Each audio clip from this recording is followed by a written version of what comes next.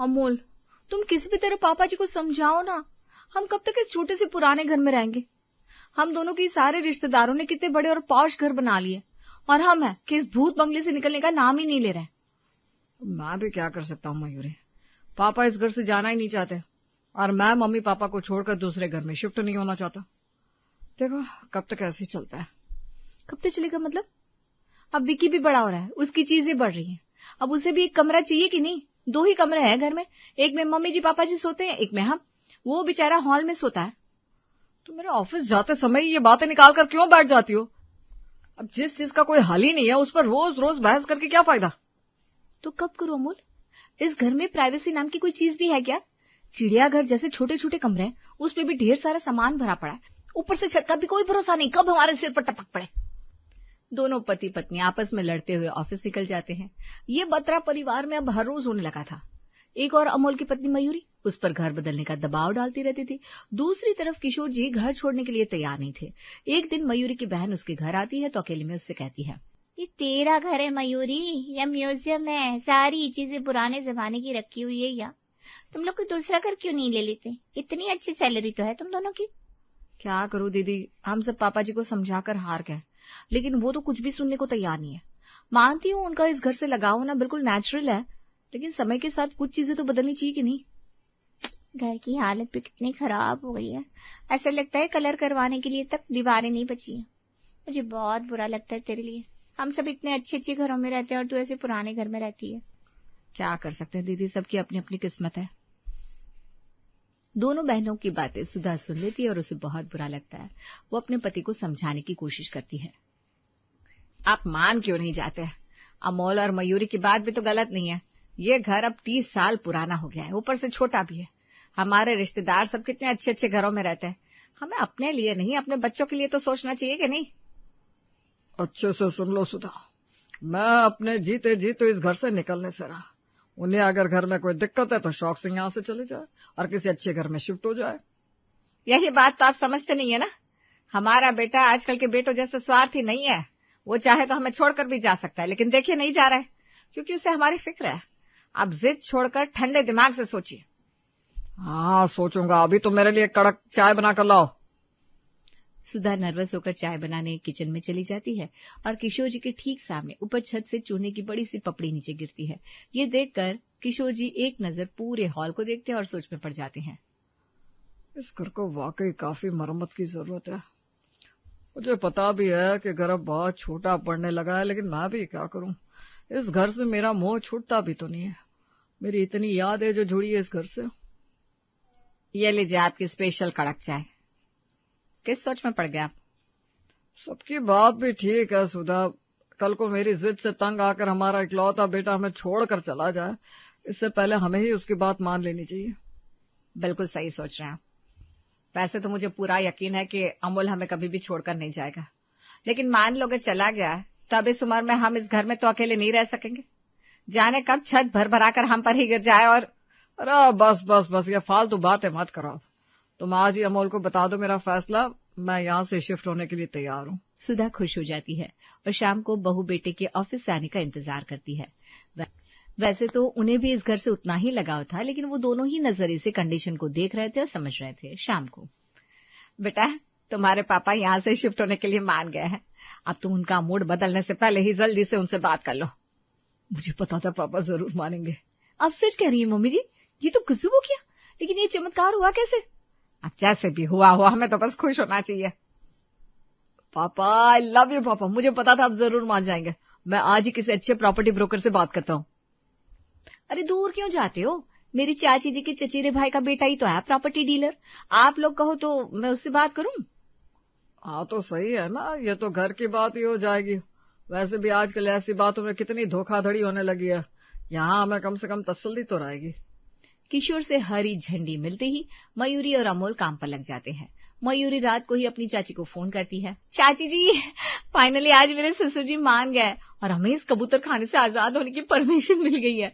आप प्लीज राकेश भैया को कहिए ना हमारे लिए अच्छा सा प्लॉट देखने के लिए। बड़ी खुशी की खबर सुनाई तूने मयूरी, सबने अपना घर बना लिया नया, बस एक तू ही छूट गई थी। अब फाइनली तेरा भी अच्छा बड़ा घर बन जाएगा। मैं सुबह ही राकेश से दामाद जी को फोन करने के लिए कहती हूँ। सुबह सुबह राकेश का फोन आ जाता है और अमल उसे अपनी रिक्वायरमेंट बताता है। भैया हमें तो फ्लैट नहीं प्लॉट चाहिए। अब हम अपने हिसाब से अपना बड़ा घर बनाना चाहते हैं। फ्लैट में रह रहकर लगता ही नहीं कि अपना घर है, न छत अपनी न जमीन। बिल्कुल सही सोच रहे हैं भाई साहब, मैं जल्दी ही आपके पास अच्छी से अच्छी डील लेकर आता हूँ। आखिर घर की बात है। बेटा वो चाहे जान पहचान का हो, लेकिन ऐसे मामलों में किसी पर भी आंख बंद करके भरोसा नहीं करना चाहिए। जी पापा। मेरी कुछ एफडी रिटायरमेंट फंड है, हम कल ही बैंक जाकर सब काम करके आ जाएंगे। और ये घर, इस घर को बेचने की जरूरत नहीं है पापा। मेरी और मयूरी की सेविंग्स और आपके रिटायरमेंट फंड से डाउन पेमेंट का इंतजाम अच्छे से हो जाएगा, फिर हम ईएमआई भरते रहेंगे। ठीक है बेटा, और घर खर्च की चिंता मत करना, मेरी पेंशन से चल जाएगा। 2 दिन बाद राकेश कुछ प्लॉट्स के नक्शे लेकर आता है और किशोर और अमल को बताता है। अब सारे प्लॉट अच्छे से देख जाएंगे, लेकिन क्या है ना, अब मेरे घर के जैसे हैं, तो इस नाते मैं आपको सबसे बेस्ट डील ही ऑफर करूंगा। ये देखिए, ये शहर के बाहर गांव से लगी जमीन है, लेकिन हम कुछ ही दिनों में यहाँ फ्लाईओवर बनकर तैयार हो जाएगा, तो इस जगह की कीमत रातों रात दुगनी हो जाएगी। ये तो अच्छी बात है, लेकिन ये जो आप बता रहे हैं वो फ्लाईओवर के ठीक नीचे की जमीन है, यहाँ तो बड़ी दिक्कत आएगी। कोई भी दिक्कत नहीं आएगी अंकल जी, मैं किस लिए बैठा हूँ। और फिर मयूरी मेरी बहन जैसी है, घर के बारे में तो सोच समझ कर तो होगा ना सब कुछ। ठीक है, हम आपस में अच्छे से बातचीत कर लेते, फिर आपको बताते हैं। राकेश के जाने के बाद किशोर जी अकेले में अमोल को समझाते हैं। देखो बेटा, पता नहीं क्यों मुझे राकेश कुछ आदमी सही नहीं लग रहा है। हो सकता है कि ये मेरी गलत फहमी हो, लेकिन हमें हर कदम बहुत फूंक फूंक कर रखना होगा। आजकल जमीन के मामलों में फ्रॉड भी तो कितने होता है। अब बिल्कुल बेफिक्र रहिए पापा, मयूरी ने भी अपनी चाची से अच्छे से पूछताछ कर ली है। हम कल ही प्लॉट देखने चलते हैं, कुछ ही दिनों में अगर दुगनी कीमत मिल रही है तो क्या बात है, और अभी तो जगह हमारे बजट में ही मिल रही है हमें। ठीक है फिर, लेकिन हम सिर्फ ये वाला नहीं बल्कि सभी प्लॉट्स देखेंगे, फिर तय करेंगे। अब अगले ही दिन सब प्लॉट्स देखने जाते हैं। हर जगह राकेश का व्यवहार बहुत अच्छा रहता है, सब उससे रिस्पेक्ट से ही बात करते हैं। सभी प्लॉट्स देखने के बाद आखिर में वो फ्लाईओवर के नीचे का प्लॉट देखने आते हैं। ये जगह तो बड़ी सुनसान है, घर भी नहीं बने अब तक, बस फ्लाईओवर का काम चल रहा है। अरे अंकल जी, ये खास जगह, हम ब्रोकर हर किसी को दिखाते नहीं ये जगह। कुछ ही दिनों में ये फ्लाईओवर सीधे मुंबई तक पहुंचने वाला है, तब इस जगह की कीमत देखना। मैंने खुद यहाँ 4 प्लॉट लेकर रखे, जल्दी ही घर बन जाएंगे यहाँ पर। सही है। अब फ्लाईओवर का काम तो आप देख ही रहे हैं कितना जोरों शोरों से, साथ ही साथ आपका मकान भी बन जाएगा सरकार, और आप साथ में ही उद्घाटन कर लेना। सबको अब फ्लाईओवर के नीचे की ये जगह और राकेश की बात दोनों जच जाती है और मकान के लिए ये जगह फाइनल हो जाती है। हालांकि किशोर का मन अभी भी डामाडोल हो रहा था, फिर भी सबकी खुशी के लिए वो अपनी हाँ कर देते हैं। चलिए राकेश जी, अब हम अच्छा सा मुहूर्त देकर पेपर साइन कर लेते हैं और लगे हाथ रजिस्टर भी कर लेते हैं। ठीक है, जल्दी मिलते हैं, फिर मिठाई तैयार रखना। कुछ ही दिनों में बैंक की सारी फॉर्मेलिटीज पूरी करके डाउन पेमेंट की रकम जुटाई जाती है और अच्छा सा मुहूर्त देखकर प्लॉट की रजिस्ट्री साइन करने का दिन आ जाता है। थैंक यू पापा जी, फाइनली आपके सपोर्ट से आज वो दिन आ ही गया। अब जल्दी ही हमारा घर भी बन जाएगा, फिर हम सब बड़े घर में रहेंगे। सही है, नए घर में तो मजा आ जाएगा, सबके अपने अलग कमरे होंगे वहाँ। क्या विकी, खुश हो ना? हाँ पापा, बहुत खुश हूँ। मेरे सब दोस्तों के पास अपना कमरा है, अब मेरा पास भी होगा। मैं अपनी सारी चीजें रखूंगा वहाँ। घर में हम अच्छा सा फर्नीचर भी लगाएंगे।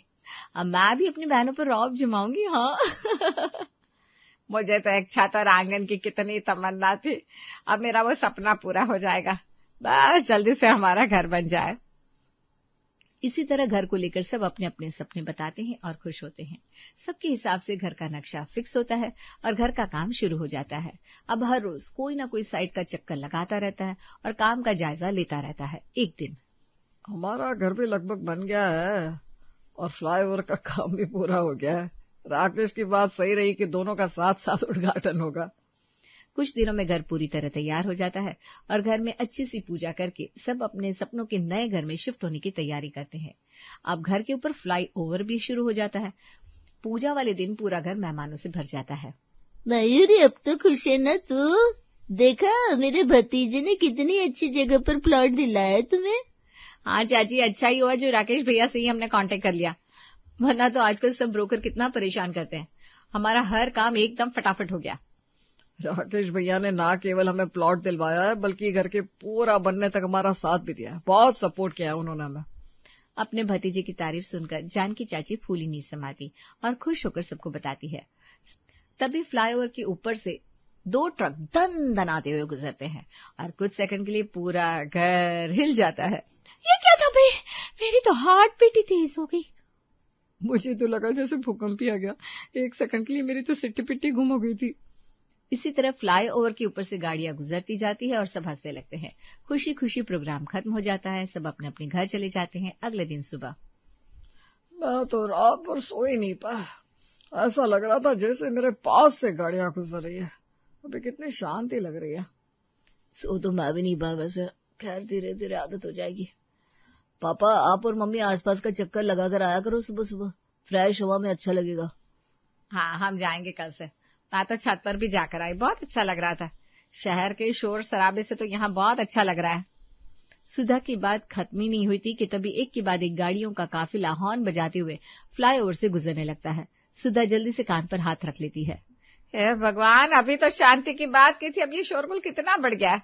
हॉर्न तो रुकने का नाम ही नहीं ले रहा। हम ऑफिस के लिए निकल रहे हैं मम्मी। अब यहाँ से ऑफिस और विकी का स्कूल दूर पड़ेगा, इसलिए हमें जल्दी निकलना पड़ेगा। आप दोनों दरवाजे खिड़कियां अच्छे से बंद कर लो। आवाज भी कम आएगी और सेफ्टी भी रहेगी। शाम को मिलते हैं। पूरा दिन गाड़ियों की आवाज और हॉर्न के शोरगुल से सुधा और किशोर सो नहीं पाते हैं। विकी, मयूरी और अमल को आने में भी काफी देर हो जाती है। सब मिलकर खाना खाते हैं और थक हार कर सो जाते हैं। संडे का दिन आता है और उस दिन विकी, मयूरी और अमोल भी घर पर रहते हैं। हे भगवान, मम्मी जी यहाँ रोज दिन भर ऐसे ही शोर शराबा रहता है क्या? हाँ बेटा, सुबह का थोड़ा समय छोड़ दो तो दिन भर यही चलता है। बस इस बात की तसल्ली है कि रात को शोर के बावजूद नींद आ जाती है। तुम लोग तो और थके होते हो, तुम्हें तो गहरी नींद में आवाज का पता भी नहीं चलता होगा। दादाजी मैं बाहर जाऊं साइकिल चलाने? अरे नहीं बेटा, बाहर ना बहुत सारे कुत्ते झुंड बनाकर घूमते हैं। सुनसान एरिया है ना, डर लगता है कहीं झपट ना पड़े। फिर तो आप दिन भर कहीं भी नहीं जाते होंगे पापा। घर में तो बहुत बोर हो जाता होगा। बोर तो होता है बेटा, लेकिन अब बाहर कोई होता भी नहीं है तो किससे बात करूं। फिर कुत्तों का डर अलग। इसी तरह 8 महीने और बीत जाते हैं, लेकिन उस एरिया में किसी भी तरह की कोई हलचल नजर नहीं आती। किशोर और सुधा शोरगुल और घर में बंद जाने के कारण परेशान हो जाते हैं। अमोल, मयूरी और विकी भी ऑफिस और स्कूल दूर होने के कारण परेशान हो जाते हैं। एक दिन बेटा अमोल, राकेश ने कहा था कि जल्दी ही यहाँ लोग आ जाएंगे रहने के लिए, लेकिन अब तक तो किसी के आने की कोई आहट तक नहीं हुई है। हाँ कहा तो था पापा जी, लेकिन अब तक तो कोई भी नहीं आया यहाँ। आसपास कोई घर भी बनते दिखाई नहीं दे रहे। मैं आज ही पूछती हूँ भैया से।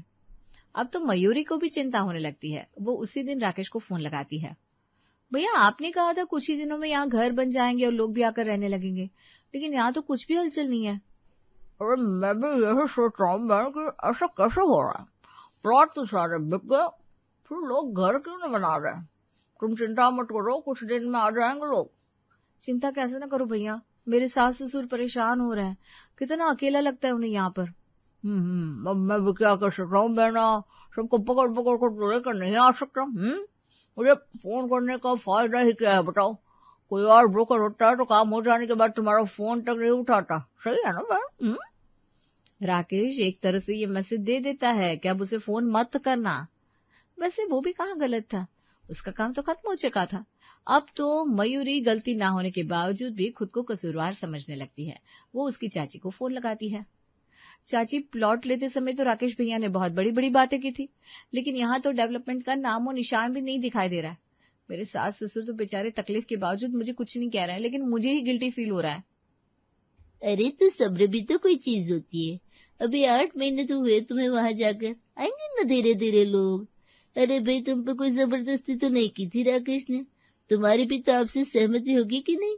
मयूरी सारी बातें घर वालों को बताती है। सब समझ जाते हैं कि अब तो सब्र रखने के अलावा और कोई चारा नहीं है। रात दिन के शोर और अकेलेपन से सबका मन इस जगह से उकता गया था। एक दिन तो सबसे बड़ा बम फूटता है, जिसकी आवाज फ्लाईओवर पर एक साथ चलते हजारों ट्रकों की आवाज से भी काफी तेज थी। दरवाजे पर बेल बजती है और किशोर दरवाजा खोलते हैं। जी आप कौन? मैं जो कोई भी हूँ, आप कौन है? और मेरी जमीन पर घर बनाकर रहने की हिम्मत कैसे की आपने? हाँ, आपको जरूर गलतफहमी हुई है। हमारे पास इस जमीन के सारे कागज भी है। रुकिए, मैं मेरे बेटे को फोन करता हूँ। कुछ देर में मयूरी और अमल घर आते हैं और उस आदमी और उसके साथ आए लोगों को सारे पेपर्स दिखाते हैं। ये पेपर्स तो नुक्कड़ पर बैठा टाइपिस्ट 1 मिनट में बनाकर दे देगा। ये नकली पेपर है, जमीन के असली पेपर मेरे पास है। आपको फंसाया गया है। आपको लगा भी कैसे कि फ्लाईओवर के नीचे घर बनाकर रहा जा सकता है? सारे पेपर्स की जांच पड़ताल होती है और अमूल के पास के पेपर्स नकली निकलते हैं। वो आदमी दयालु होता है, इसलिए केस नहीं करता और पूरे परिवार को बना बनाया घर छोड़कर फिर से अपने पुराने घर लौटना पड़ता है। राकेश ना तो उनका फोन उठाता है, ना ही उनसे मिलने आता है। इस तरह लालच और मजबूरी के चलते बिना सोचे समझे लिया एक फैसला पूरे परिवार पर भारी पड़ जाता है।